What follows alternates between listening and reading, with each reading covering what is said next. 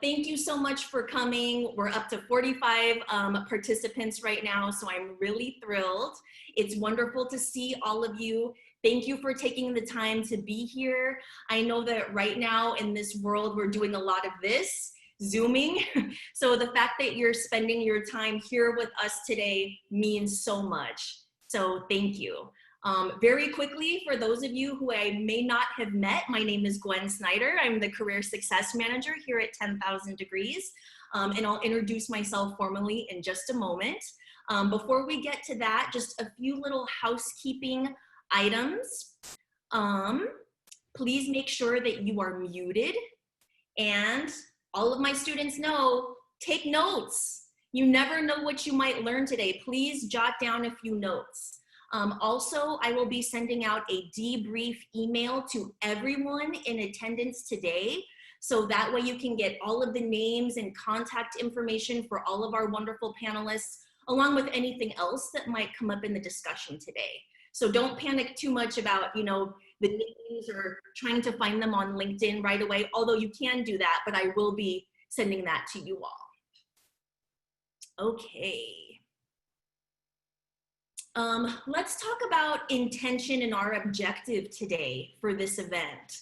So I really am hoping that you all are coming here with an open mind, and my intent is to expose you to a variety of careers, backgrounds, and folks that maybe you wouldn't, meet in your normal circle or in your community, or some careers that might surprise you.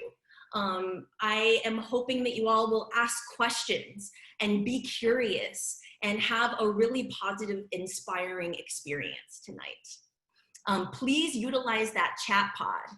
Anytime a question comes up, type it in. We'd love to hear from you. All right, any questions so far from any of our audience as we go along? Okay. So let's get into the flow of today, what tonight is going to look like for you all. I am going to introduce myself, and I'll introduce my co-host. We'll get into our introductions for our panelists, and then we're going to have more of a traditional panel. I know that I had talked about breakout sessions in some of the earlier promotional emails, but we're not going to do any breakout sessions for today. I really think that it's important, again, when we're thinking about exposure, exploring, being open, that you hear all of the amazing voices that we have here tonight. So breakout sessions, I feel, would take away from that. So I want you here for the entire event and be able to absorb all of that. And again, please utilize that chat pod if you have any questions. All right, so we're gonna kick it off with my intro, and then I'm gonna introduce my co-host. Again, my name is Gwen Snider. For those of you who I haven't met yet, I'm the Career Success Manager here at 10,000 Degrees. I will be facilitating and hosting the event. A little bit about me. I'm originally from San Diego, California, but I'm currently living in San Francisco. I did my undergraduate at UC Berkeley by way of community college. I did major in English literature, but I took a lot of art history classes, and I was just such an arts and humanities girl when I was in undergrad, and I still am. I did go on to get my master's degree in education here in San Francisco at the University of San Francisco, and that degree had an emphasis in social justice and human rights. I also want to share what my first job ever was, since this is a career panel. My first job ever was actually at the Academy of Art University here in San Francisco. I actually worked at the Academy of Art 2 different times, but this was the first time. And my role was an admin assistant to the vice president. And it was a little bit like The Devil Wears Prada, like low key, not as dramatic. But I learned so much about what it takes to be a working professional in a very demanding environment. So I'm grateful for that first experience. I also wanted to share an activity that I'm enjoying during shelter in place, because that's something that we're all dealing with right now. So an activity that's been bringing me joy is puzzling. I've been loving jigsaw puzzles. I used to love them when I was younger, and during quarantine, I've broken them out again. And so I'm up to like 1,000 pieces, and I'm really into it. It's something that I feel like I can activate my brain and like my spatial awareness, and also like use my hands to put something together. And I'm really into it. So that's a little bit about me. And now I would like to introduce my co-host, Scott. Take it away, Scott. Hey, thanks, Gwen. Hi, everybody. Thank you all for coming. My name is Scott. I'm the Director of College Success at 10,000 Degrees. It's my 10th year here. It's been a real great honor. Very, very happy to have this job. It was not my first job. I'll get to that in just a second. I did my undergraduate at UC Santa Barbara. Go Gauchos. Beautiful, beautiful college. Hey. And then later did a master's degree in social work at UC Berkeley. Go Bears. I know we got some Berkeley people on the panel too. That's what's up. And my very first job ever was a crappy paper route, but I think Gwen means first job after college, so sure. My first job after I got my BA was actually a wonderful experience. I taught kindergarten at an after-school program, and I also drove the bus there. It was wonderful. I worked there as an undergrad as well. I managed to get a full-time job, had a blast doing that. And something that I've been doing during quarantine, like so many other people, I did it. I went to Costco and bought the 50-pound bag of flour and yeast. I'm making all the bread and all the cookies, and it's good. I don't care. I know some people are like working out and dieting and stuff during shelter in place. I'm doing the opposite, and it's great. All right, so that's a little bit about me. Thanks, Gwen. And oh yeah, sorry, what am I actually doing today? I'm going to be monitoring the chat room and sort of doing the admin on this webinar. So thanks. So if any of y'all have any technical questions, or if something weird is happening with your Zoom, you can send a private message through the chat to Scott. All right, so for what you all have been waiting for, our panelists. I'm going to introduce our panelists. I'm going to have each panelist introduce themselves. So panelists, if you can look at our slide and make sure to include that information in your intro. And if you're not a 10,000 Degrees alum, you can let us know your affiliation, partnered with us before. If you might know me, whatever that might be, feel free to share that. All right. So we are going to kick it off with someone that many of our 10,000 Degrees staff knows of from our LinkedIn workshop in January. We're going to kick it off with Karl Sham. Karl. All right. Hello, everybody. I am Karl. Before I share some of these introductions, I just want to say really quickly, it's awesome to be back. I know I got a chance to meet many of you at the LinkedIn event, and I hope you all you all learned a lot and had a great time. I had a blast showing you all around the office and being part of that event. Secondly, I know that I can be a really wordy person, so I will try to self-monitor and make sure I don't take up too much airtime. And I invite Gwen and Scott, if you two notice that I'm speaking too long, to just send me a private message and I will try to very gracefully shut up. That aside, to briefly introduce myself, I am a senior data scientist at LinkedIn.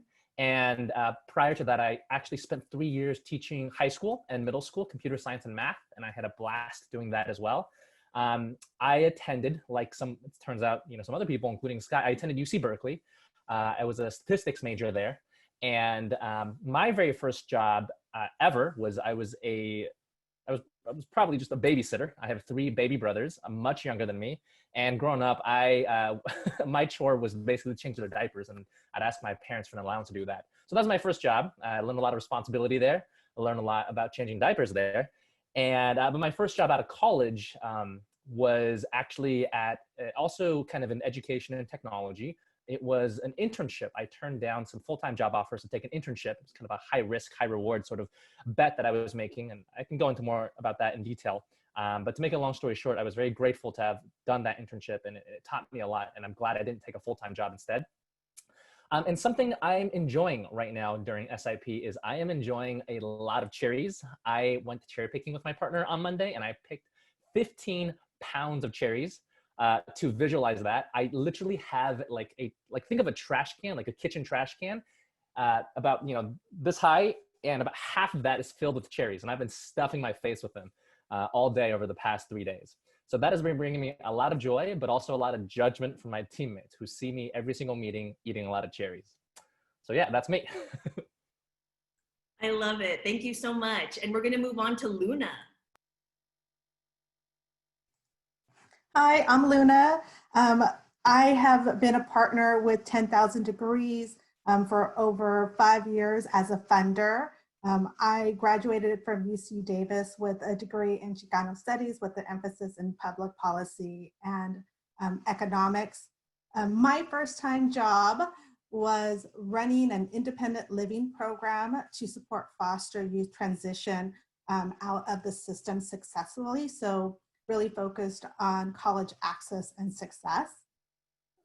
You know, what I do in my current profession, I am an associate director for programs. And all that means is I manage a $3 million budget focused on supporting K-12 education and college access and success organizations. And it is a calling for me. I love my job. I feel like my work is not work. I get up every day happy to do the work that I do. And something that I'm doing during shelter in place, a lot of reading. I have my Goodreads list and I'm checking off books by every day, so. Thank you so much. And we're going to move on to Alyssa. Thank you, Gwen. Hi, everyone. My name is Alyssa Ng, and I work at First Republic Bank. So this is how I met Gwen. So we've had a long-term partnership with 10,000 Degrees. We often do some volunteer events. We host some scholarships for 10,000 Degrees as well as a summer internship program. So that's been really exciting where I got connected with Gwen, and we've been working together for a few years now. So I went to UC Davis, go Aggies, anyone out there? Woo-hoo, oh nice. And I actually started out as a psychology major, but then about my sophomore year, this is really, really random. My parents were moving and we had a garage sale, and I was in charge of selling like some old clothes that I used to have in my childhood. And I was like, oh my gosh, I feel like business is really fun. So all of a sudden I decided to switch my major. So then I looked up at the requirements and I was able to graduate on time with a degree called Managerial Economics, which is economics with problem solving. So that led me to my first full-time job, which was very unexpected, but I've pretty much been at First Republic Bank ever since I graduated, and I never thought I was going to work at a bank, which we can please ask me about that later, about unexpected career paths that still lead you to great happiness.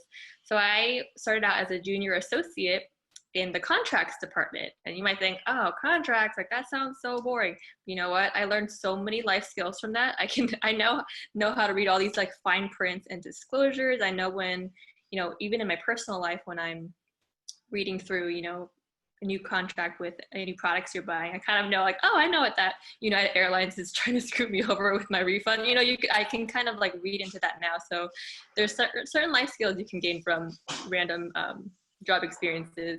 But now that led me to my current role, which I've been working in marketing and communications, and I'm currently leading the diversity, equity, and inclusion program at First Republic, and trying to make sure and hold people accountable to this very important effort. And woo-hoo, I see some, I like it, snaps. An activity that brings me joy unexpectedly during the shelter in place is getting hooked on Korean dramas. So I'm currently sheltering with my parents here in the East Bay, and I used to make fun of them because I was like, why do they watch K-dramas till 1 a.m. all the time? And I just never thought that would be my life. Fast forward to 2.5 months in, I am watching K-dramas till 1 a.m. with my parents, and we're having a great time. We've probably gone through like at least 6 different series now, 50 episodes deep. So yeah, really fun time. So I would say it's been a great experience. Back to you, Gwen. Thank you so much. And we're going to move on to Monica. Hey guys, I'm Monica Vu. I'm not a 10,000 Degree alum, but I'm affiliated with this org through Reina, who is an alum, and one of my very, very good friends. So I am honored that she recommended me for this panel. I went to San Francisco State for my undergrad, so I have a BA in English literature, similar to Gwen. And then I went back to SS State, also similarly to Gwen, for my master's in education with a focus on equity and social justice. My first full-time job was when I finished my degree, my undergrad degree at San Francisco State, and I worked with the AmeriCorps program, where I was placed at a nonprofit in Oakland called Safe Passages, where I did pretty much full day support for a cohort of 15 sixth graders, as well as run after school programs, which then led me to my current career. I am a public school, high school English teacher here in Oakland, California. It's literally the best job that I've ever had. And I just finished, today was our last day of school, so I just finished my 5th year of teaching. And let's see, an activity that brings me joy. Oddly enough, it's been cooking. I really hate cooking because I just never had time for it, but now I have all this time, so I'm learning how to cook. Awesome, thank you so much, Monica. And we are gonna go on to a personal friend of mine, Tania. Hi, everyone. So I'm Tania Texidor. And yes, I'm a personal friend of Gwen. I think we've known each other for over 10 years now. And so I feel definitely very honored to be part of this and to be here. And yeah, a lot of fun so far. So my history is I went to UC Santa Cruz, and I started out as a film major and journalism minor. Because I had this dream of being a documentary filmmaker. But what I realized after the first year is what I was passionate about was people. And so how do I really kind of change gears and focus on that and not get bogged down by like the film industry and things like that. So I realized that really what I wanted to do is psychology. So then I became a psychology major. And then I double majored in psychology and community studies. And that was great because it did give me my first job, which is part of the community studies major at UC Santa Cruz is that you have to kind of stop school for 6 months and immerse yourself in a community and work towards social justice and change. So what I ended up doing was I actually went to Spain and I worked with a peer education program, starting one because they didn't have one over there. They didn't have a model that they had here in the United States. And so starting a peer education program, talking about safe sex and drug prevention, and also putting together a kind of pedagogic kit for social workers and having a website for teens to be able to access all this information because there was a lot of kind of Catholic influence in the community. And so they didn't want teens to be talking about these things. So it was really kind of risky for us to be engaging teens in these conversations. So that was kind of my first job in that within the kind of majors that I was working in. And then I knew that I wanted to continue going to school and get higher education. So after college, I went immediately into graduate school into a dual program that was both master's that led into a doctorate. So I went to the California School of Professional Psychology under Alliance International University here in San Francisco and got my doctorate in clinical psychology with an emphasis in multicultural and community psychology. So I got my doctorate there, and throughout that program, I had many internships in community mental health and SF General Hospital, and then my kind of big time real job was starting working at Kaiser and working in the Department of Psychology, and I got that job after my internship, so I can talk about that path later. But I did that, and then I still work for Kaiser, but my specialty, which also changed within as I got to know myself more and the work that I wanted to do, I'm now, I do generalist psychology things, but my specialty is in addiction medicine. And so I work in addiction medicine here in Kaiser and work with people from all different ages and walks of life. So that's what I do now, and I'm running what we call a dual diagnosis program there. So combining looking at our psychology and things that are affecting us in addition to addiction. So that's what I'm doing right now.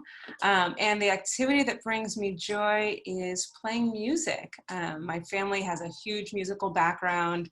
My partner is a musician. I now have 2 little ones, little kids. And so what we're doing with the shelter in place is teaching music.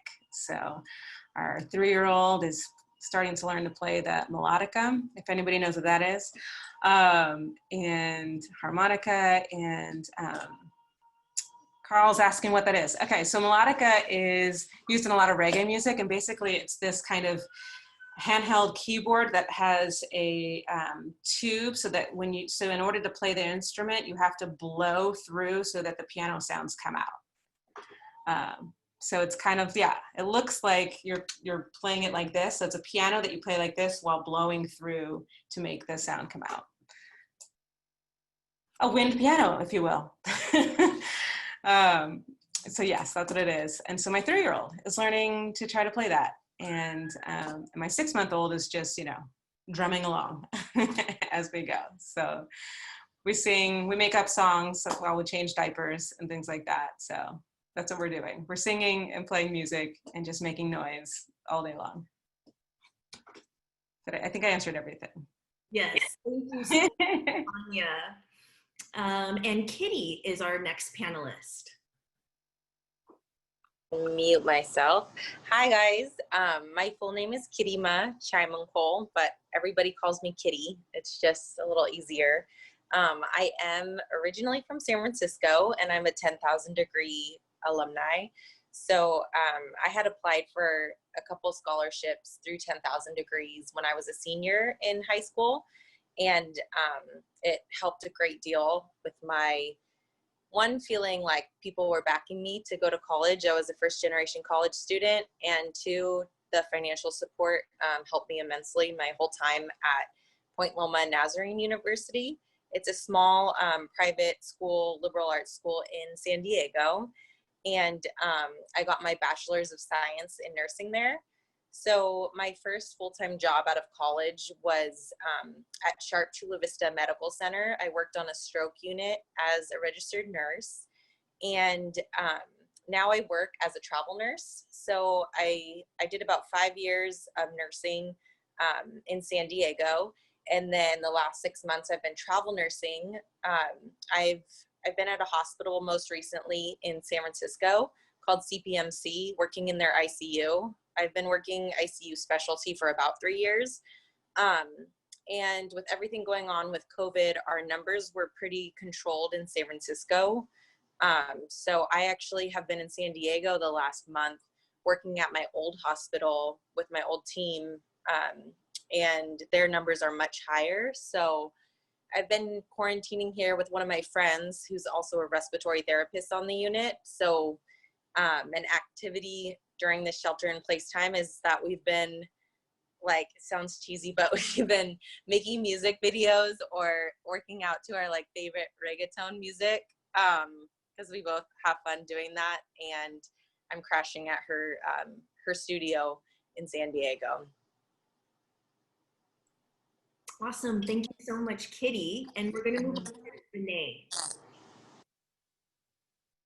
Hi, everyone. Good evening. Thanks so much for inviting me. It feels so good to be back connected with the 10,000 degree community. I've been away for some time, so coming back feels just like coming home. So that's always, a great benefit of being a part of such a tight-knit community. My name is Vini Mcgee, and I'm the founder and owner of Ebb and Flow Women's Collective. And I was a participant in 10,000 Degrees summer program when I was a junior in high school. I grew up in Marin County in foster care. So being able to participate in a program that really believed in me and gave me a voice and an opportunity to think about my future was so, I don't know, it was just words cannot describe the gift that, that 10,000 Degrees provided for me. Just the confidence to like move forward. And I remember like sitting with Scott and other, you know, staff, and they're like helping me like fill out applications and just like really cheering me on, and just having someone just, you know, walking you step by step was just so, it was so gracious. And I always hold that in my heart. I attended College of Marin straight out of high school, and then I took some vocational programs, and I'm actually back at College of Marin currently taking business classes, and it feels really good also to be back in school after 8 years, not have, you know, done anything for a while as far as academics goes in that type of setting. My first full-time job was actually with Nordstrom.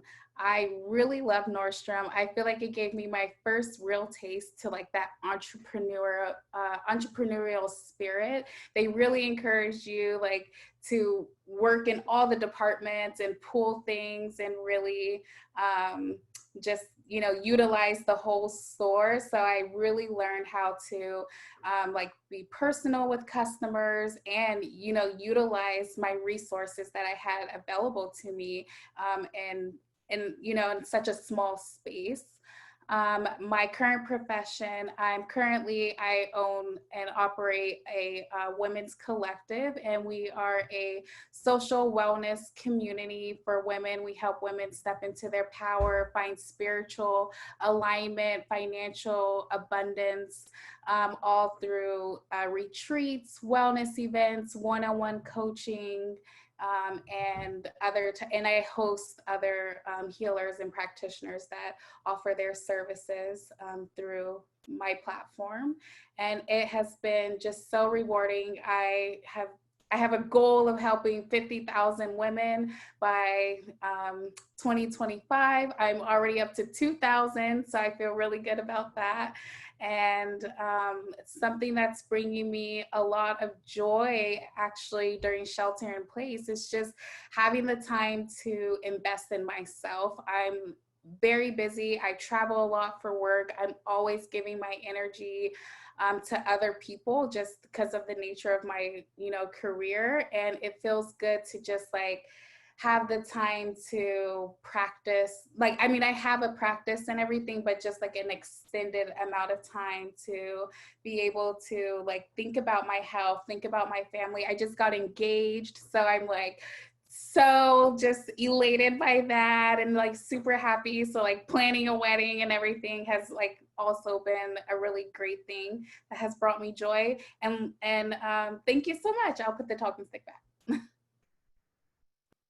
Thank you. And last but certainly not least, we're very excited to welcome Chris Garcia.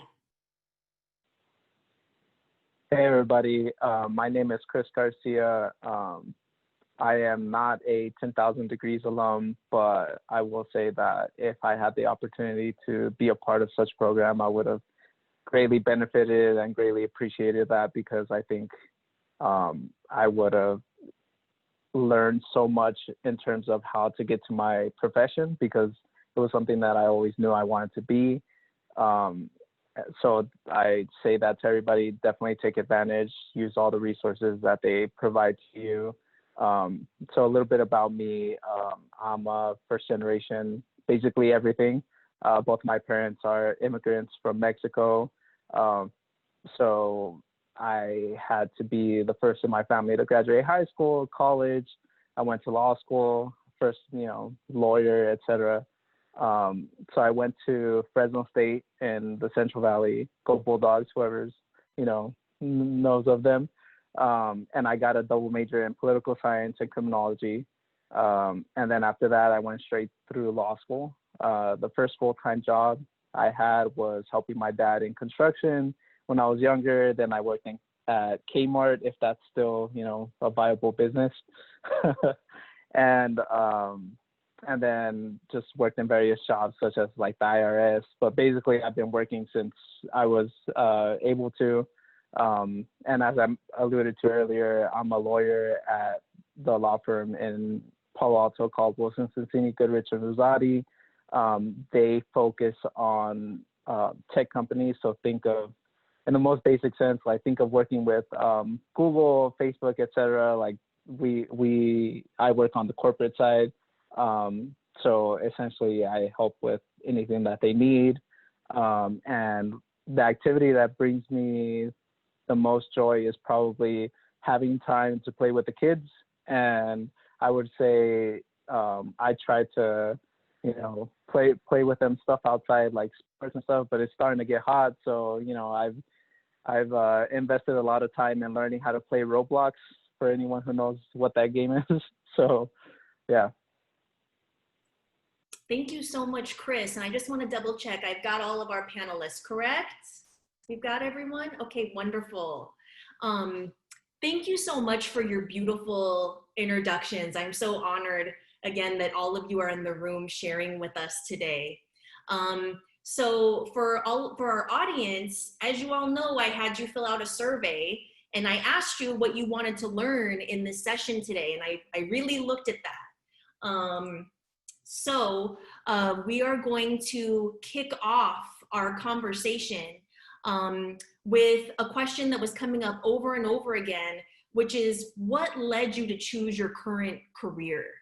And again, I want to go through all 8 of our panelists and then and have them share with us, and then we'll go from there as far as the conversation. So I don't have any specific order as far as our panelists, so whoever feels called to get us started, please do, and I'm keeping track, so I'll make sure that everyone contributes. So whoever wants to get us started, please do. And again, the question is, what led you to choose your current career? I'm happy to start us off. This is Luna. As I shared earlier, I am an associate director at Hirsch & Associates Philanthropic Advisory Firm. And my start in philanthropy actually is very similar to the experience Alyssa had, where I was working at a corporation while I was in college in their finance department because I thought that I would pursue a career path in finance. And they had asked for volunteers to join their corporate responsibility and philanthropic board. And I decided to do that. And that was my first real introduction into philanthropy and the impact that it has in supporting community and in transforming outcomes for vulnerable families and individuals. And I was just so moved by the fact that there is this way to empower community to have agency and to, you know, really collectively and collaboratively come and find community-led solutions to pressing issues.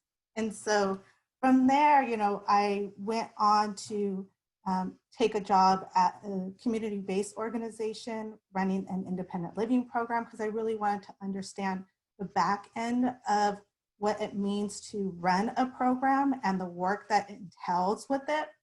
So that way, when I stepped into a role as a funder, I had both of those perspectives so I could be a thoughtful partner. So now I am excited because, you know, I've been in philanthropy for over 15 years and it's really just a calling for me. So I feel blessed to do the work I do. I'll go next.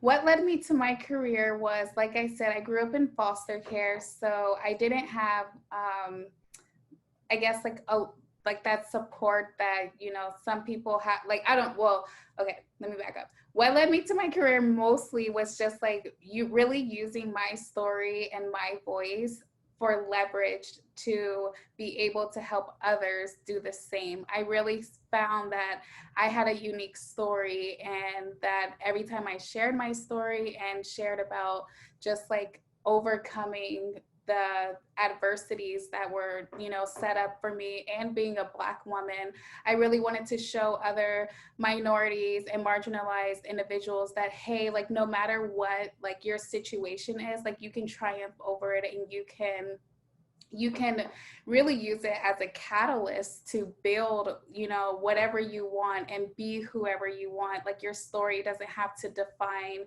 you, your past doesn't have to define you, and you can move forward at any point. You just have to make the choice. And so when I had first got introduced to that, you know, like, philosophy, it really opened my mind, and I was just like blown away. I had never heard anything like that. I was just like, wow, like, I can do that. Like, I can, you know, I can create my life. And I was like, what? And so when I learned how to do that and I learned the strategies, I was like, oh, everyone needs to know this. And then it was obviously, being a woman, I was like, of course, women need to hear this because of all of the, you know, things that are against us as women. And we have totally been, you know, in a very, you know, male dominated world for so long, where our voices have been suppressed. And so it's time for us to, like, stand up, use our voices, and really move forward. And so I feel so happy to show other people how they can leverage their stories to be, and yeah, get whatever they want.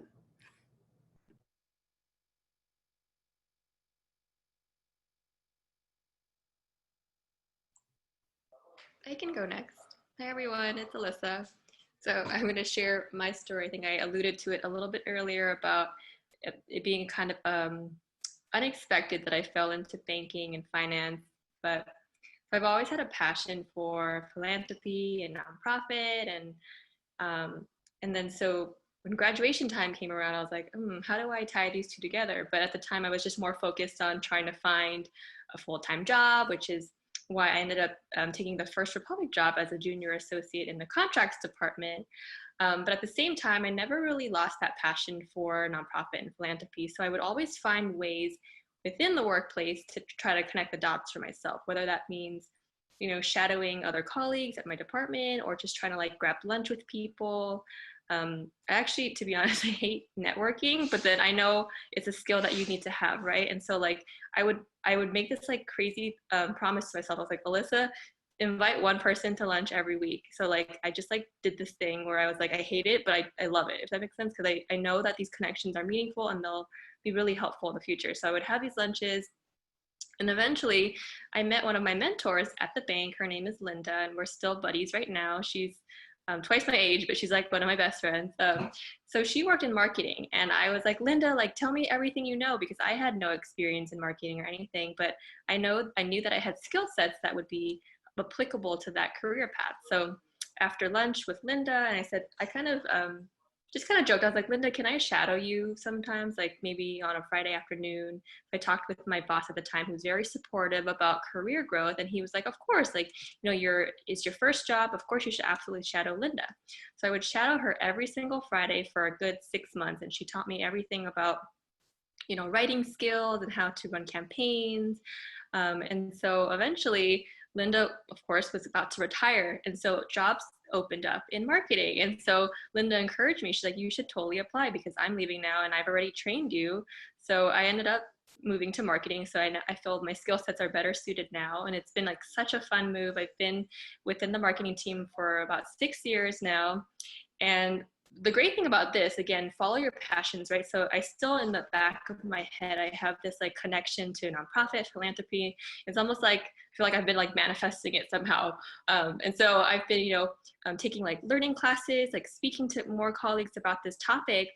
And now I notice there's an opportunity to work on our diversity efforts. And so the cool thing about our company, and I hope there are other companies out there, you know, I'm in banking, you guys, but that doesn't mean anything. That's okay. Banking, to be honest, banking to me is kind of like old school, but I can still do something I'm super passionate about, which is community engagement, inclusion work, diversity.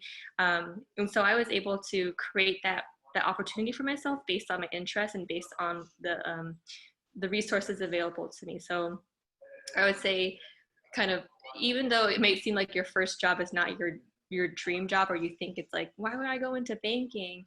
You never know where you end up. As long as you stay open-minded, you get to invite those friends out maybe for a Zoom coffee now since we're virtual, or just keep those connections open, and you never know where you're going to end up. So right now I'm very happy being in the marketing team, and so I get to use my skill sets there.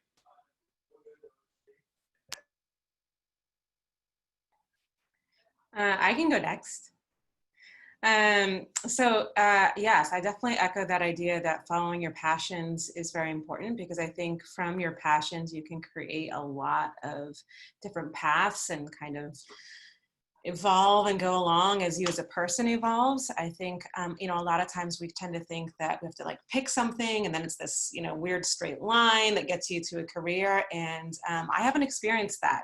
I think that, you know, it's constantly for me fine tuning, you know, what is it that brings me joy? What is it that brings me passion? And how do I use the skills that I've learned along the way? You know, other people have said that too. How do I use the skills that I've learned along the way to keep kind of forming that and fine tuning that? Because I'm evolving as a person too. Who I was 10 years ago is not who I am today. And I think that's a very important point. So how I got to my career, I mean, I think, you know, speaking of context and our families and how that forms us, you know, I was very blessed that there was always this messaging that, you know, that school's important, and that to kind of get ahead or to get where you need to go, education is a way that you need to get there. How you get, you know, what you're going to do is up to you, but education is important.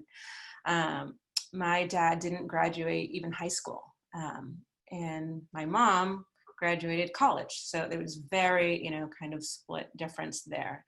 I grew up in the Mission District in San Francisco. I think I'm one of the last native San Franciscans that exist here.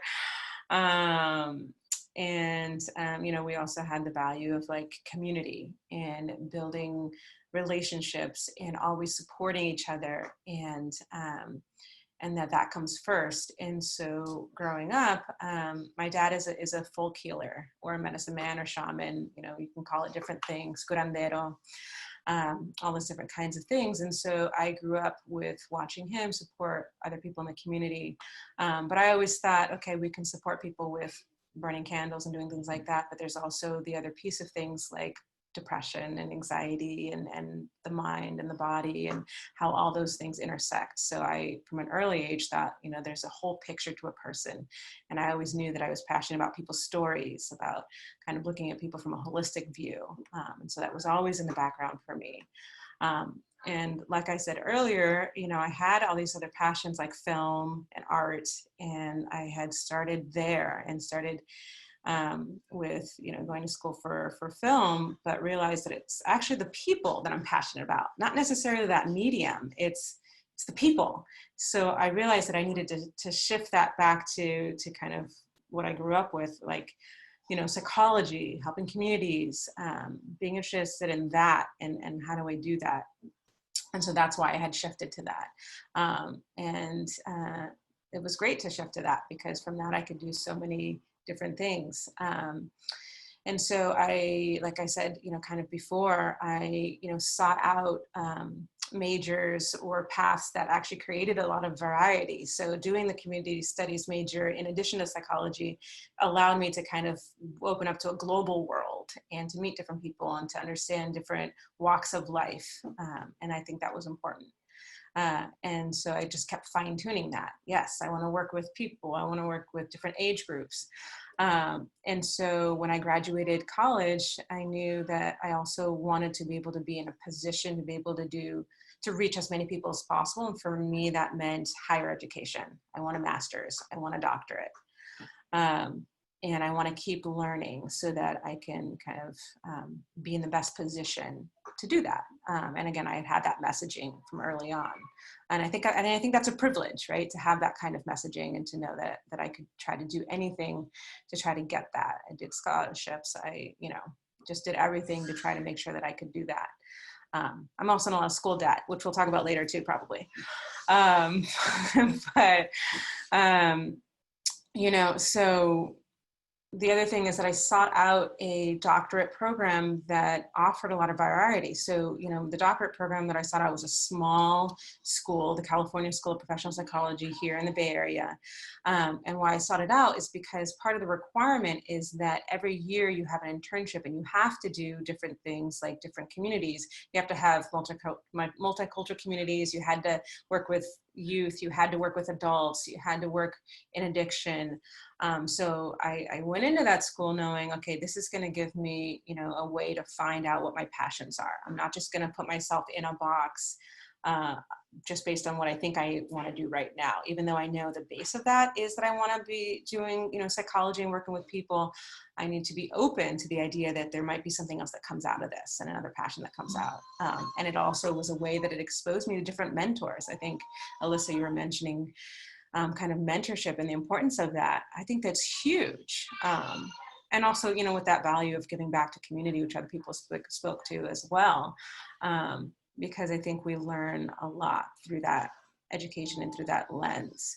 And so, yeah, I kind of tried everything. And I, over time, started to realize that I was really attracted to working with people who had trauma histories, people who, you know, had these kind of coping skills of, you know, looking at substances and that mind-body connection and wanting to work with, you know, underserved communities, because that's where I had come from as well. And so that's where it started to kind of fine tune for me, where my passions were lying. And also just as a, you know, I'm Puerto Rican. And so we grew up in our house, you know, only speaking Spanish. And for me, I knew that that was a skill and something that I could offer, using my own personal background to support the larger community. There are very few psychologists out there in the world who run groups and individual psychology in Spanish. And I knew that that was a skill that would kind of carry me through, especially, again, going to the higher education and striving for that. And so I utilized that. And I've also been everything from a window washer. You know, I did that, and I always worked through college. So I was a window washer. I worked in cafes. I worked at movie theaters. I mean, I did anything. I also was a manager at one point of the Homeless Garden Project, which is working with homeless women, creating different art and then selling that in a store. So that kind of business aspect and that entrepreneurship through kind of making community connections. I learned a lot through that lens too, because I also have a private practice. And so that kind of like, how do you then harness your skills to be able to make a business from it, and then also, you know, have that be anchored in your passions of supporting other people. And so that's kind of how I got there. I did internships. I like the hospital system because it's a milieu. I like being able to converse with different kind of degrees and backgrounds. So, and again, going to that holistic piece, I like working with nurses, with psychiatrists, with, you know, primary care doctors for someone's total well-being in addition to mental health. And so that's why I like the hospital system. I've worked in community mental health places as well, but that's, I think, why I stayed with the hospital system with doing my internships. And also I've been a supervisor with interns and kind of being able to help that kind of training aspect, which I think is very important.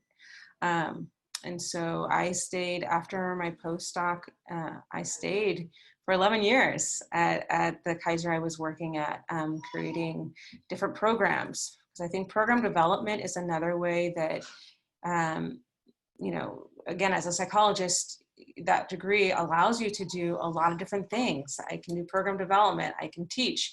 I used to do psychological assessment, neuropsychological assessments. It's just so much you can do with different degrees. And again, that's, you know, looking at, you know, how can you expand creatively the skill set that you're learning for, you know, that you have to do many different things. And so that's what brings me joy, and that's what I have fun with. And so now I do a lot of program development. I just transferred over here to Oakland, and I'm running, like I said before, what we call a dual diagnosis program, which they didn't have, strangely enough, here in the Oakland Kaiser. And so working on building that, building out the Spanish-speaking services as well. I always have my mind on kind of doing kind of more supervision and really creating, better spaces to get people served. And so that's kind of what led me down my path, is just trying different things, understanding what I was drawn to, what I felt, also benefited from my skills. So that's kind of how I got there. And we can talk more about that later. But so now I've been working for over 13 years in psychology and feel great, feel energized. I take care of myself as well, which is very important. And so I don't feel burnt out. I feel good. I feel energized, and happy to be here in general. We've got 3 more of our panelists, either Karl, Monica, or no, 4 more. Karl, Monica, or Kitty, or Chris? I can go ahead. Can you hear me okay? Okay, so I originally got into nursing. It started out actually with a college and career day at my middle school. I went to Del Mar Middle School in Marin County, and I was very fortunate to have one of these college and career days at my school where a doctor came, a nurse came, business person, kind of like what we're doing right now, and talked about their different professions. And I had always been wanting to be in a job where I could directly have an impact on people or directly help people in a more hands-on way. And I've always been fascinated with the human body. We had a physiology class that I loved in 7th grade. And so I knew I wanted to do something working with like anatomy and physiology. And I had always thought of being a doctor because I just thought, that's like the highest training, working with people and working with health and helping people heal. And a doctor ended up coming and speaking about their career on that day. And then a nurse came and she was speaking about how with a nursing job, you're the one who really spends the majority of your time with the patient at the bedside. And the doctor comes and does their assessment for maybe like 5-10 minutes in a hospital setting. And then the nurse really has the time to have those conversations with the patients, to really do what the orders are from the doctor. And I like the more human contact. I'm more of a people person. And so that was interesting. The nurse also talked about how she was able to do travel nursing. And it's always been a goal for me to do travel nursing. So starting that 6 months ago was really exciting for me. I wanted to be able to get the training that I got at my hospital initially. So my goal was always to go to ICU, where you learn more about the human body and get to deal with more critical patients and really see how all the organs work together in a certain disease process or when a patient's sick. And so I decided to go into ICU. I got 2 years there, and then now I'm doing travel nursing. And it just, with nursing, I think it seemed appealing. One, you got to work so directly with patients. You got to learn about the human body, but also the idea, I work 3 12-hour shifts a week, so I have a lot of free time. I mean, believe me, you need the days off just to like mentally recover from the long shifts, and you see a lot of sad things working in an ICU.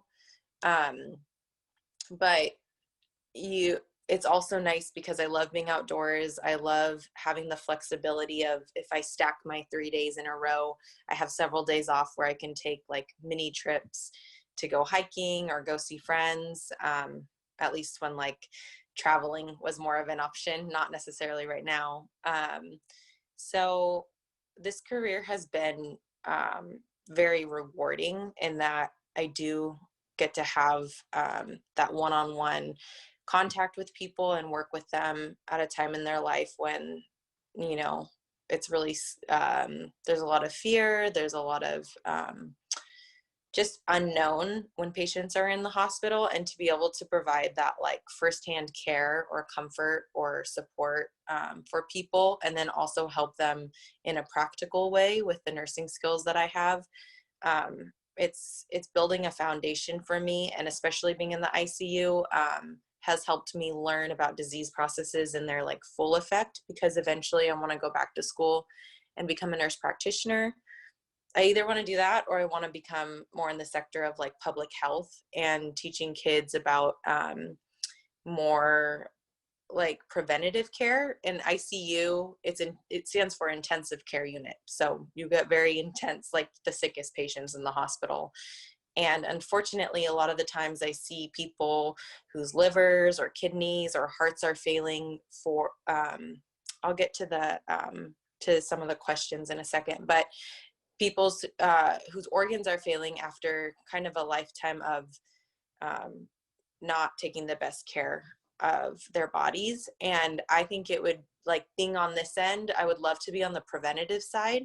And I had participated in this pageant a couple years ago, and one of my projects was I got to speak at middle schools about how, like, in this specific population I was working with, it was lower income, and there was a prevalence of diabetes.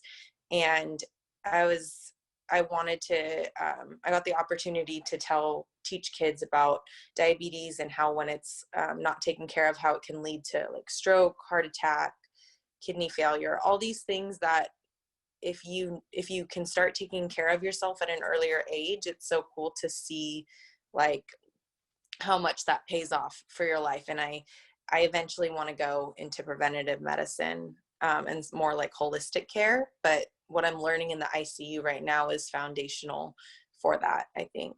Let me see. Someone asked, Gwen, is it okay if I answer one of the questions from the chat? Okay. Let me see. Currently becoming nursing to people like me, aka therapy for first generations. What advice do you give for those who want to do nursing, doing it as undergrad or coming back with a non-nursing degree? So let's see. With the advice, as far as people looking into going into nursing, I have a couple of friends. I went straight from high school, and I feel like that was really helpful. The program that I went into had, it was a 4-year Bachelor's of Science in Nursing program, and I would definitely recommend that if you can do that. It's a lot of hospitals are, because there are a lot of people who want to become nurses, are looking at if you have your associates versus if you have your bachelor's, and definitely giving priority for hiring for a nursing job to people with their bachelor degree. The particular school that I went to, it was a 4-year college, and the first year was pre-nursing. And as long as you passed with C's for your pre-nursing, you were able to get a spot in the nursing program.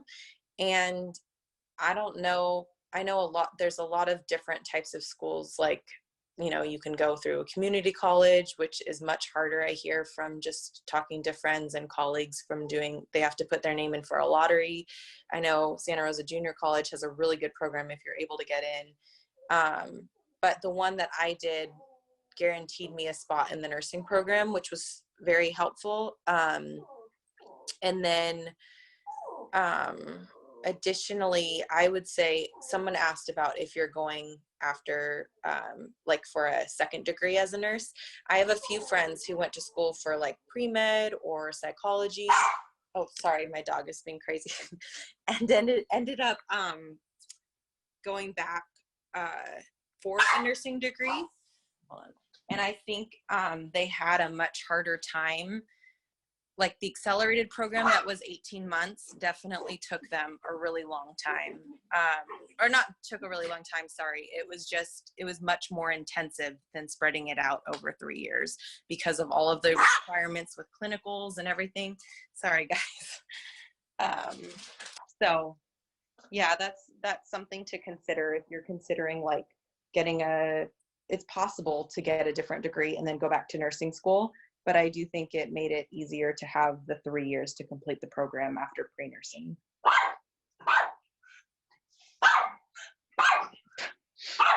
All right, thank you. We have a few more panelists, and then after, I'm gonna just open it up to the chat pod. But we have either Karl, Monica, or Chris, if you wanna start.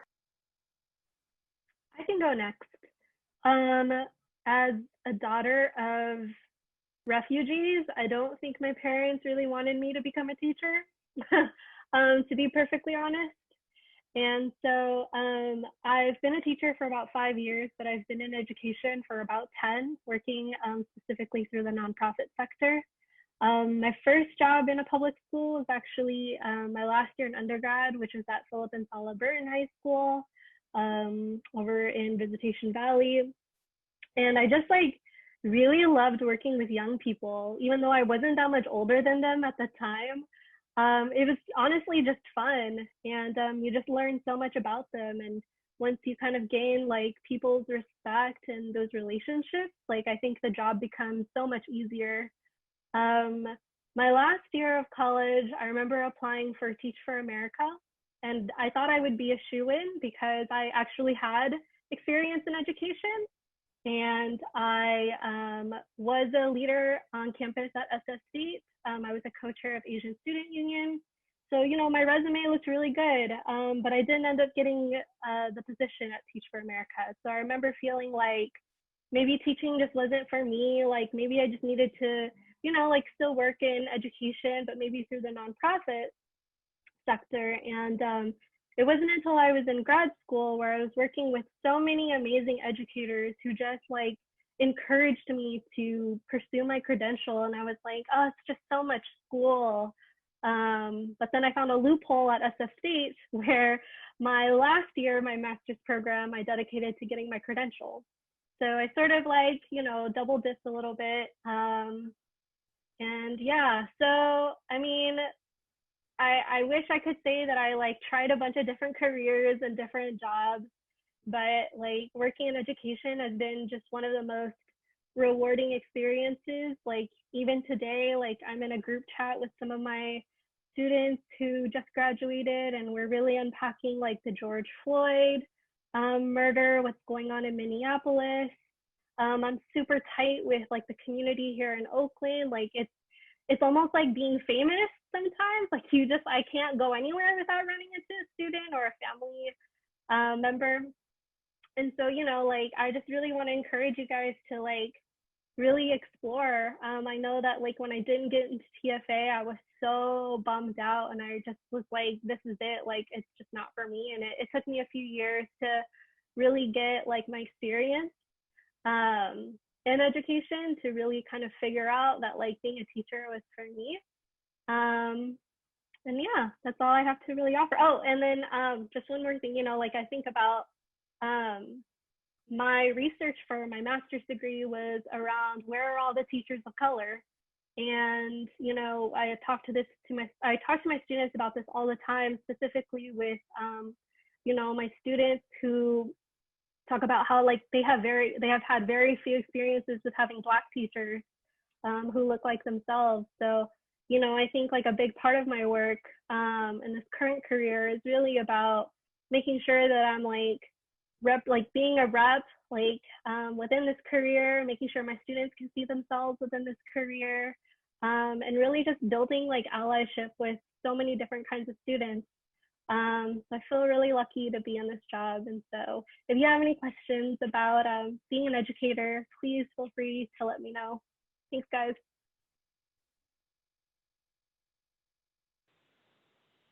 I can go ahead and go next.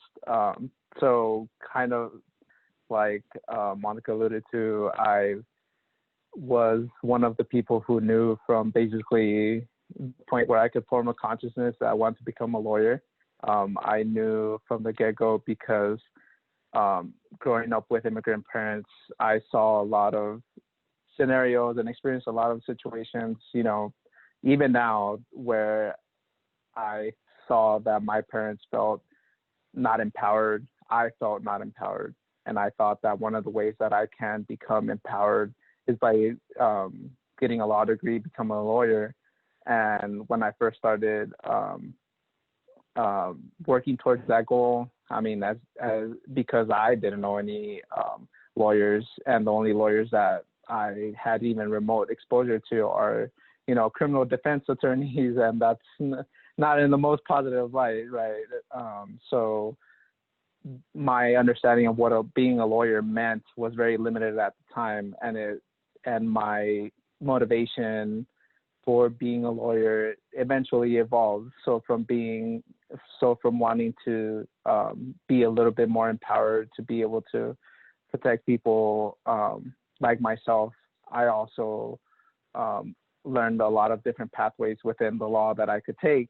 And one of the ones that I saw was being a corporate attorney. And for me, that was because, you know, 4% of lawyers in California are Latinos, or national, I should say. And, you know, you look at big law and that number and percentage dwindles tremendously. So for me, being a lawyer, in addition to being empowered and being able to, you know, make my parents proud and you know, being in a position where I can help others, it also allows me to show other people that, like, hey, someone who looks like you actually makes it in that. And now one of my current motivations, aside from like the fact that I do really enjoy my job, is to be able to show others, like, hey, you can make it here too. It might be just inherently extremely difficult and much more difficult than others who would like to do that, but nonetheless, it is possible. And obviously, in any way that I can give back. And that's something that was touched on earlier, like there's plenty of ways to be able to give back, and something as simple as like being able to show a familiar face in a environment that you would never expect to see, that in and of itself is giving back. And obviously there's plenty of more opportunities to do so, but on the most basic level, that was something that I feel like gives me a lot of satisfaction, because, you know, I would have definitely appreciated seeing that when I was growing up, and being able to have someone who I can connect with and ask the dumb questions, because in the end, you know, I think even now, like I sometimes get this fear of like asking those questions, but I make a conscious effort to make sure to ask that no matter what, because I think that's those little responses, that feedback you can get from someone will take you a long way. So.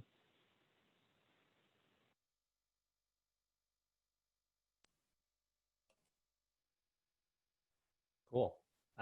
Thank you, Chris. So I think I'm the last person to go. I'll be brief, just because I know there's so many other questions that we need to get to.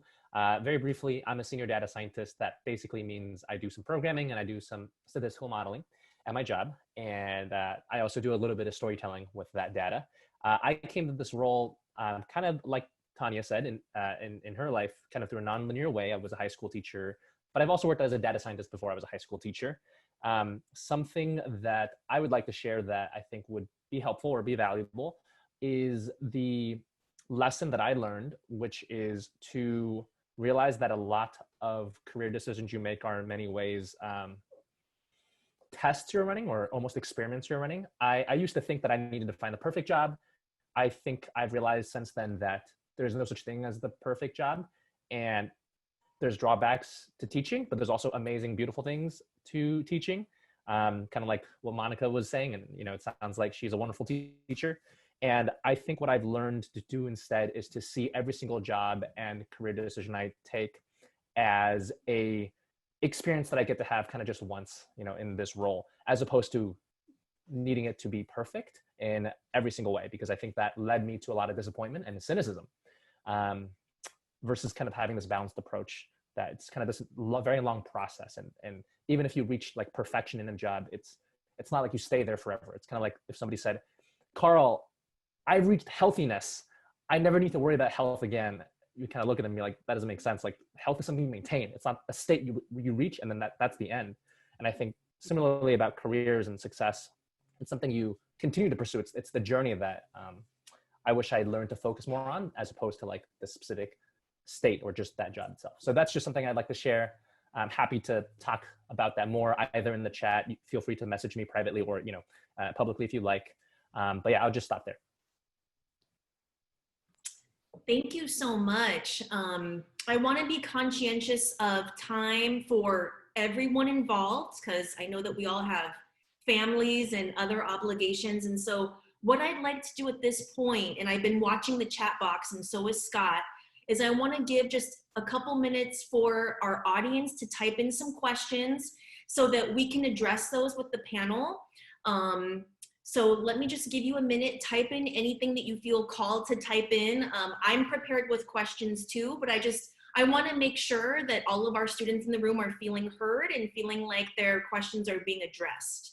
So I'll just give you like 1 to 2 minutes to do that really quick, and then we'll go through our questions and our panelists will contribute as needed. All right, type them in, people.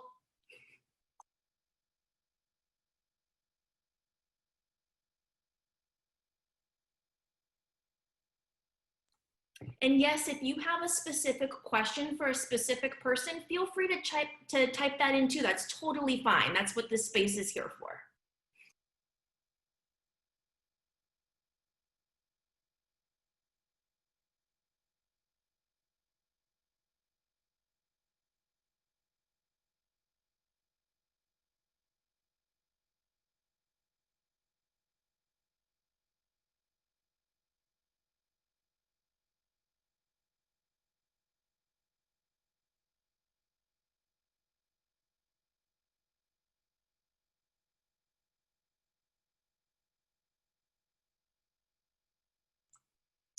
We've already got a few questions coming in, so I want to get started, but I also want you all to feel free to keep typing in those questions so that we can just flow with it.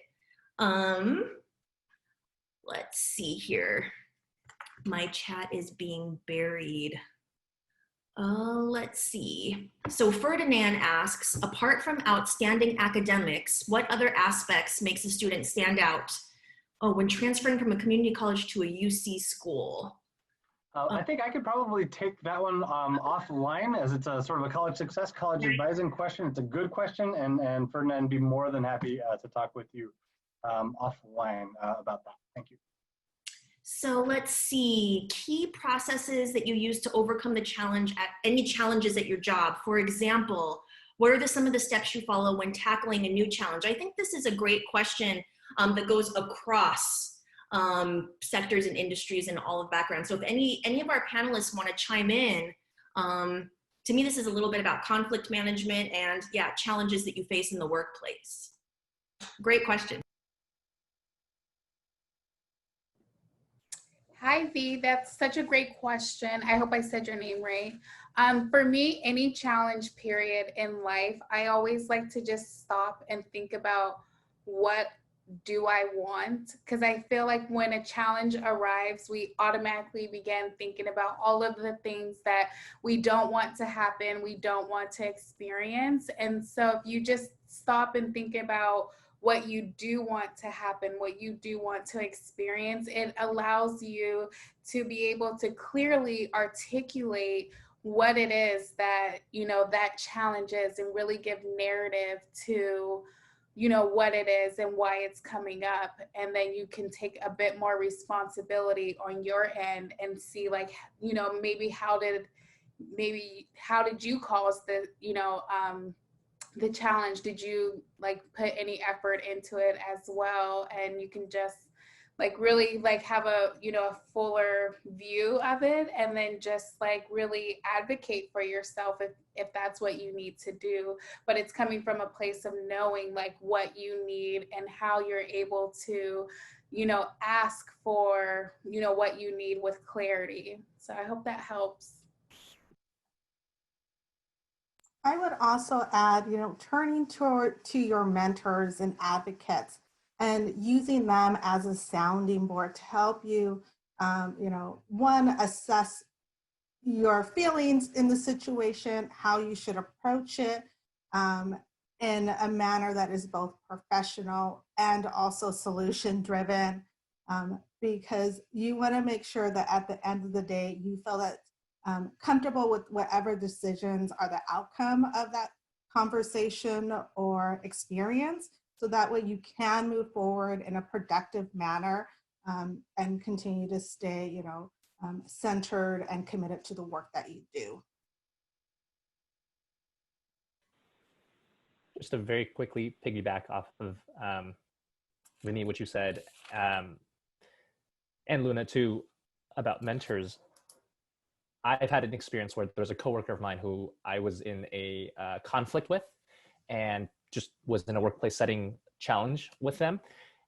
And something that was very helpful to me was I spoke with my coach about it, and he's a very wise man. And he said, the first question he asked me when I was kind of complaining about my this coworker of mine is, he said, well, Karl, if you reflect upon it, what are you doing that contributes to this dynamic? And for him to turn the question back on me and make it my responsibility was actually very shocking. And when I sat down to process that question, I realized that yes, while this other person wasn't acting perfectly, neither was I. I was doing things that was making this other person act unprofessionally towards me. And I don't have control over anyone else's actions. I can't make someone like me or treat me differently. I only have control over my own. I think that's one of the hard life lessons that I've learned. And when he offered that reflection back to me, it allowed me to focus on, well, let me see if I can change my part of the relationship. And whether he changes, that's up to him. But at the very least, I will know that I have learned something from this, and I will have tried to better myself from this. That was some wisdom that I received that I found to be very helpful in that challenging workplace dynamic.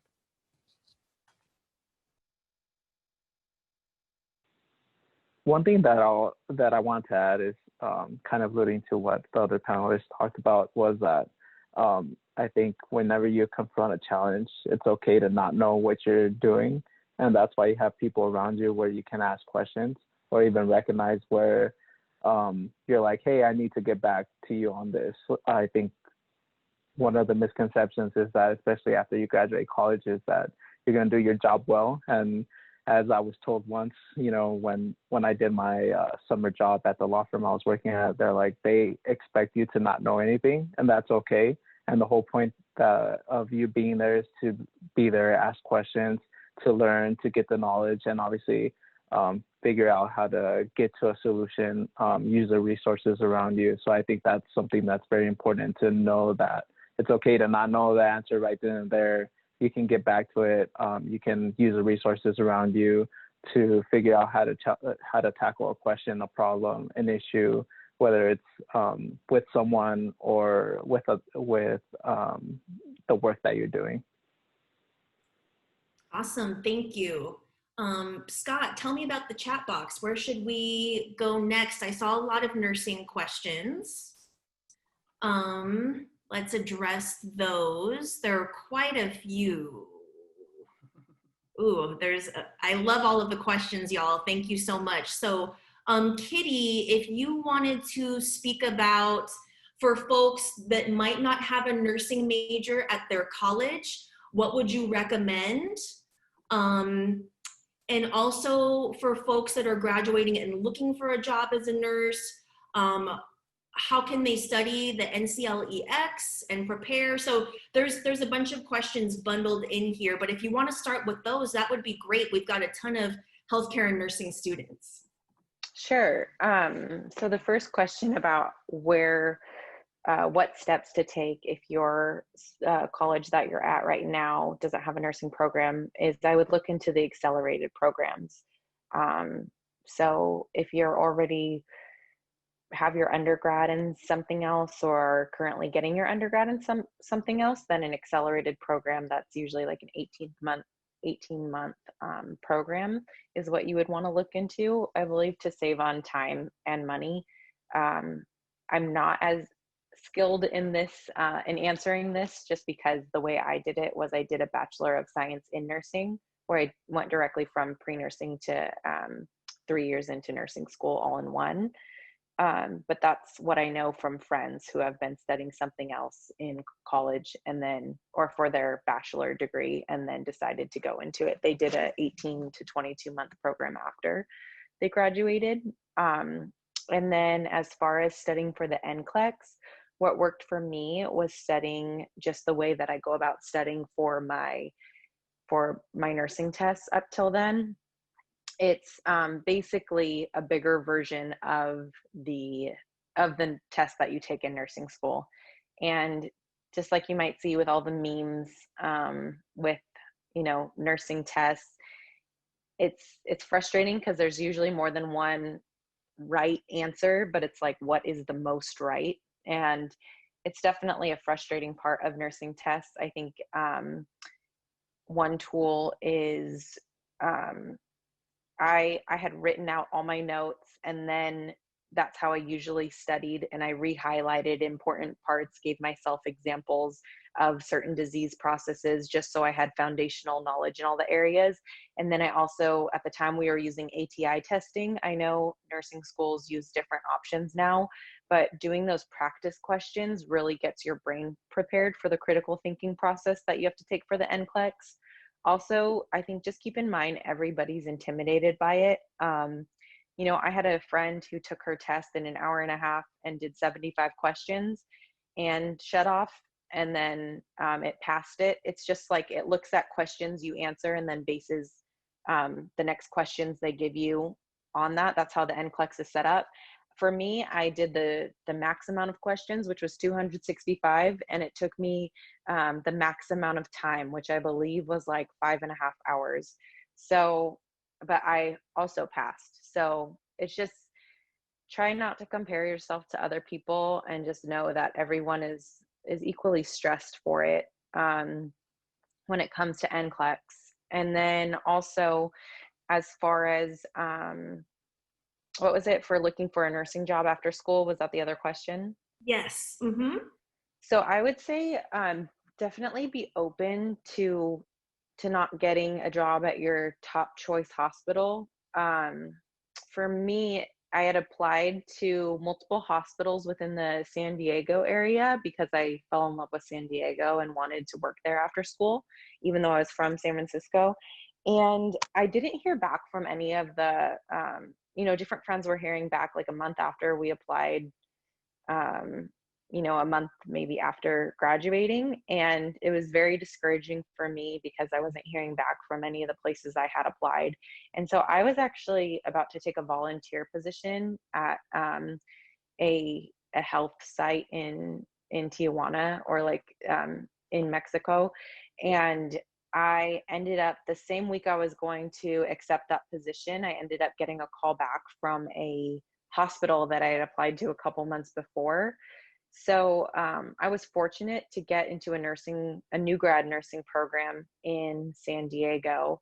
But I did have some friends who, we had graduated in San Diego, you know, one went to Colorado, one went to Texas, one went to Florida, and they got their first year experience there and then were able to come back to California. And I just think it's harder in California, in cities like LA, San Diego, San Francisco, that are more desirable to live. I know there were nursing jobs that you could get in more rural areas in California, but I guess what I'm saying is to be open, because it is a competitive field to get into. Even though there's usually a demand for nurses, it's your first year when you're looking to train as a new grad, that can be hard. And I would definitely recommend doing a new grad program if you can do that. It just sets you up for being more successful in your career, because they take the first, usually around like 4 months, to really orient you from that transition from being a nursing student to actually being the one who's like legally responsible for your patients. Thank you so much, Kitty, for that. No problem. I want to take a couple more questions in the chat pod. And again, I want to be very aware of time. But what this is letting Scott and I know is that you all want more of this and there's more to talk about. So we'll definitely have to continue and do other career panels in the future. But I want to address a couple more questions and then we'll close. And one of the questions for Chris about being a person of color in the law profession, and then maybe if we could get one other panelist to just talk about being a person of color in their respective field as well, I think that would be really helpful. Thank you. Yeah, I'd be happy to talk about that. And actually, I was speaking to a first-year law student at UC Hastings about this. And I think the one thing that you realize early on is that you should try not to focus too much on that in terms of as a hindrance, right? Because you walk in and it's very daunting. And, you know, I will say that I felt imposter syndrome. I felt like I didn't belong. And it was hard from that standpoint, just making it through, because how many people can you go and share similar experiences such as mine, right? Like that I can talk to them about, like, oh, you know, when I was growing up, I had to help my dad working in construction. Like, those are experiences that not many people in the legal field, especially in big law, can share with me. And that's okay, right? I think in the end, what you end up realizing is that you can belong there just as much as anyone else that's there. And I think that's the important thing to realize, to be able to gain the confidence. And it took a while to build that, but as long as you're deliberate about doing so, it takes you a long way. And then you can look back and say, wow, you know, I crossed 10,000 miles more than the next person to get to here. And in some ways you can argue that that makes you more qualified to be there. But in the end, what you should realize, it's not about who's more qualified, who's not qualified, is that you are able to be there just as much as anyone else. And even though you don't see many people of color, especially in the legal field, the best thing that you can do is talk with those the few and far between that are people of color, share your experiences, network with them. And I think that's something that has been alluded to earlier, like networking is extremely important. And I say that as, you know, someone who's super shy, and someone who finds it very, very difficult to talk with.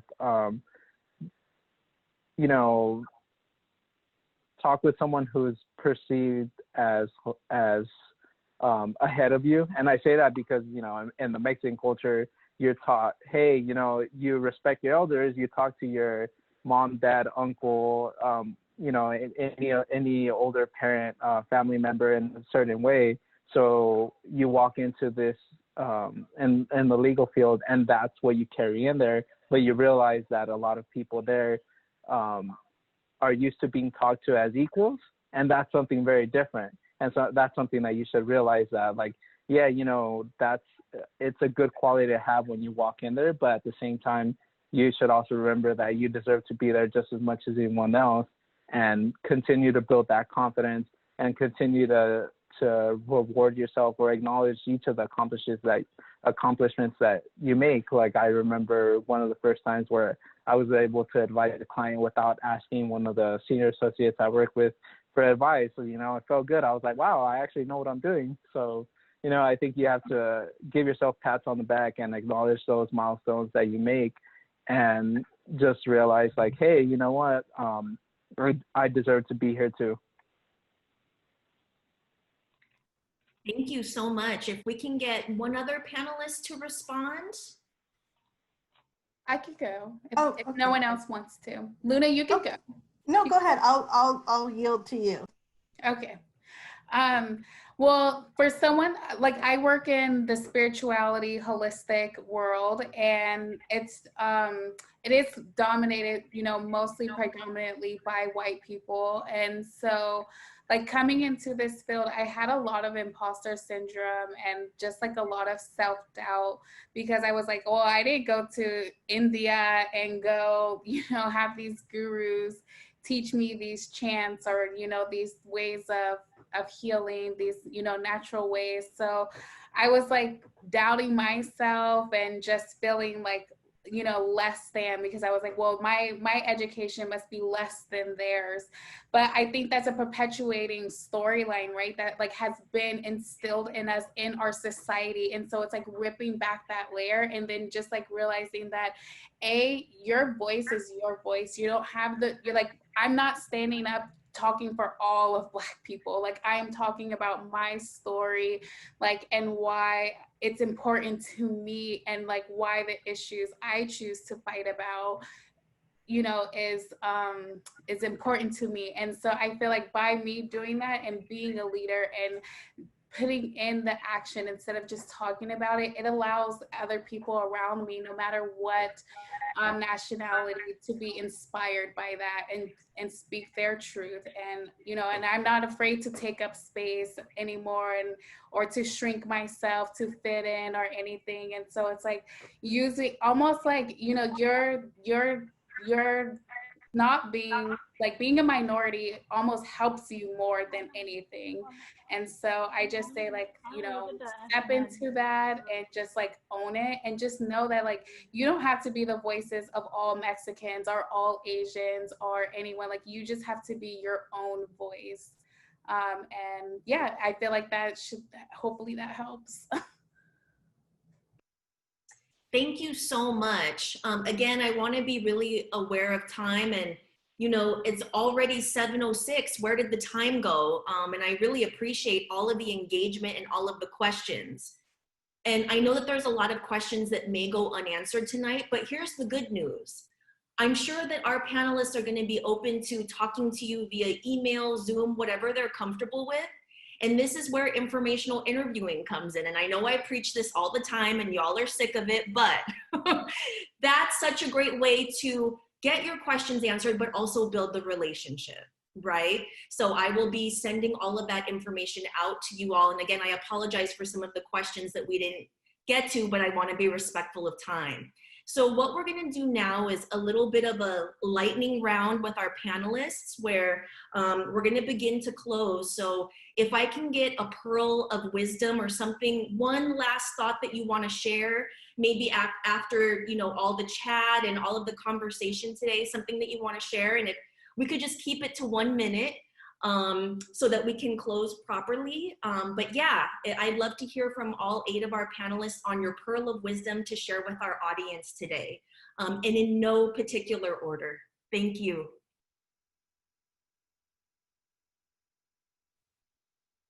Sure, I can go. Hi everyone, it's Alyssa. I'm going to share 2 nuggets of wisdom. The first one is to stay flexible and open-minded. You may not land your very first dream job right away. Look at me, someone like me, I didn't think I was going to end up in a profession that I enjoyed or was happy in, but you never know. Just stay open-minded, stay flexible, and hustle. And the second bit of advice is, well, this one is one that my mentor taught to me, and it was so important and like life-changing in my career, is always be 2 steps ahead of your future boss or whoever your boss is. So when you get hired someday, always be 2 steps ahead of your boss. And what does that mean? Anticipate their needs. You know, ask them what you could help with, or don't even ask them, just do it for them. And you know what? They're gonna love working with you, and chances are they're going to want to promote you and give you more projects. Just be 2 steps ahead of them, anticipate their needs, and you will be very successful. All right, I'm gonna pass it back to you. Anyone else? I would just say, don't be afraid to ask for help. And yeah, that's like my biggest one.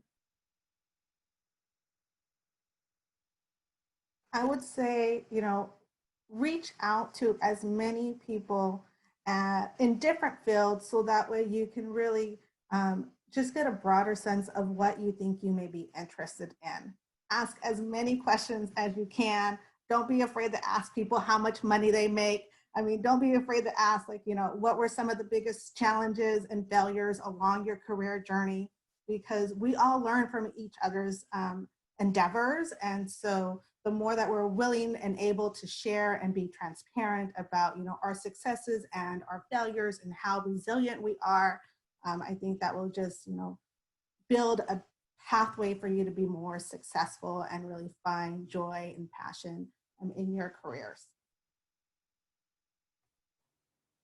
I would also reiterate that. I think that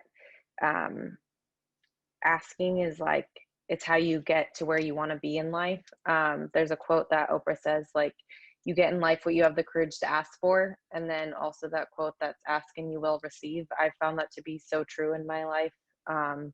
The more knowledge I have, the more prepared I've been. And I think that, yeah, there's another quote too that's that talks about like every answer to the questions you didn't ask is no. Like, you never know what the answer will be if you don't ask, I guess is what it's also saying. So what really helped me in high school when I was looking into going into nursing was talking to somebody who had been a nurse for, I think she had been a nurse for like 5 years at that point. And she was able to really give me her firsthand experience of what it was like to be a registered nurse, what it was like to work in the ICU. And it really helped through those conversations for me to realize, like, is this something I want to invest my schooling in? Is this a path I actually want?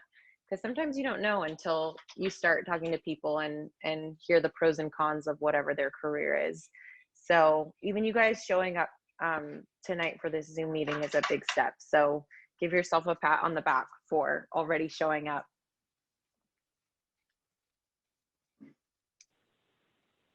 Hi, everyone. I guess I can echo that too. I mean, I think everyone here is saying that like building community with your peers, with mentors, with people who are out there asking a lot of questions can help you kind of figure out what your path is.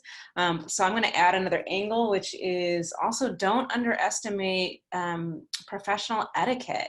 And what I mean by that is, when you're, talking to people or interacting with people, let's say, for example, in an interview, don't forget to follow up with an email or a card or questions. Like, really stay engaged, be respectful, be on time. That there's a long way that when people remember you for the way that you conduct yourself, it can make you so much more competitive against someone else who doesn't do that. So just kind of wanted to put that note out there. I'll go next. I love that, Tania. Professional etiquette is for sure something everyone should note. Just because we live in a digital world now, don't take that away from, yourself. It's really a gift that you're giving to yourself. And my two little nuggets would be is to use your strengths to build your goals. So a lot of us, like when we're setting goals, we use pretty much our weaknesses, because like we're like, oh, I want to get there. Once I get there, then I will, have X or be X. So really use your strengths. What are you good at? What are you strong at? And then really use that to set your goals. And then my second piece of advice is to keep your commitments to yourself. It really will help you in the long run. Set boundaries for other people, set boundaries for yourself. And, when you are in, whatever field you go into, there's a lot more other people who are better than you and that are looking at the same job, but you yourself is, you're that special essence of why you will land that job. And so have that, trust and belief in yourself and just keep going. I'm just going to jump on and piggyback off of a lot of what's been said. I think a lot of folks have shared very inspirational messages about asking for help, reaching out, believing in yourself. I would like to share, to piggyback off of that, I would like to share something very tactical. I know for me, when I heard some of these messages about the importance of networking, reaching out, I could understand the importance, but it was hard for me to connect that with, like, how do you do that? Like, literally, what do I do? So I want to give an example of like a word for word script and action you can take like 10 minutes after this Zoom meeting ends. What I learned to do was, if I was interested in a potential job, I would message that person either, for example, on LinkedIn or on whatever forum I was browsing. Maybe sometimes it'd be Reddit, or if I got their email through email. And then I would say something like this: hey, Karl, I saw that you were a senior data scientist. I'm so-and-so. I am currently, in this community college or this life stage. I'm also looking to learn what it's like to be a data scientist. I would love to pick your brains. Do you have 15 minutes? I have a few questions I can send you ahead of time to prepare. And show up on time, ask your questions, you know, kind of thank them afterwards. And then at the very end, you say, well, thanks a lot. Like I learned a lot from you. I'm looking forward to learning more. Is there someone else that you think could also help guide me in my journey? And now you're tapping to this person's network to introduce you to someone else. And that helps now build your network. So you kind of repeat the same thing with this next person. You now have better questions because you refined them after asking the first person. You have more nuanced questions and so on and so forth. And towards the end of all this, you've gotten a lot of insight. You can kind of say something like, thank you all for kind of helping me in this journey. I'm looking to secure a role in this field, maybe in the next 12 months after I finish my degree. And I'm gonna be practicing what you've taught me about certain skills and whatnot. Here's my resume. If you hear of any opportunities, I would love to learn about them. Thank you. And then, you know, maybe periodically follow up. That would just be a very tactical thing. You can do that after this Zoom session. For those of you who might be interested in tech or data science, like literally email me. I will be happy to jump on another Zoom call with you and answer any questions you have and introduce you to other people who, you know, might be able to answer your questions better than I can about certain things.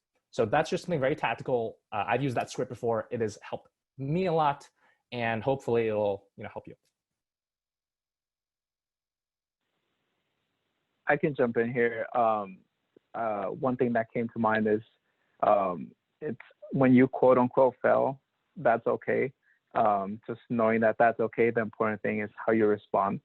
The second thing I'll add is you don't need to learn enthusiasm, good energy, positive energy. That's something that you can bring, and you'd be surprised how far that takes you just in and of itself. So I definitely recommend that. And then going off the networking point, it's okay if you reach out to someone and for whatever reason that connection doesn't materialize. I'm of the philosophy that everyone can set aside 15 minutes to talk to someone. And if they can't set aside 15 minutes to talk to you, that's okay. Maybe you can find someone else, but that's not a bad thing. It might just not materialize at that point, but you can find a connection that ends up working out. And, you know, in the end, just look towards what the next opportunity to connect with someone could be. Thank you so much for all of that wonderful advice and the rich conversation and the sharing that happened this evening. And I think that Scott and I both agree that we need to continue doing this. You all are really enjoying it and have a lot of questions, and we are going to continue, especially now that we're in this more virtual world. Scott and I have been talking about having, you know, industry specific panels, because I know that that's what a lot of you want, but I wanted to do something broad to start off. So please stay tuned to more news from me, because we will continue this programming for you all. I want to thank our audience for arriving tonight and being with us. Thank you so much. Again, as a reminder, I will be sending out a debrief email with all of the contact information of all of our panelists. And thank you. This is the close of our first ever virtual career panel. If the panelists could stay while everybody is exiting. And again, students, you know, email me. You all know where to find me. If you have any comments or anything at all that you want to communicate, I'm here for it. But thank you so much. Have a wonderful night. I'm honored that you all came. Good night. Good night, y'all. Good to see everybody. Thank you for coming. Thank you. Bye.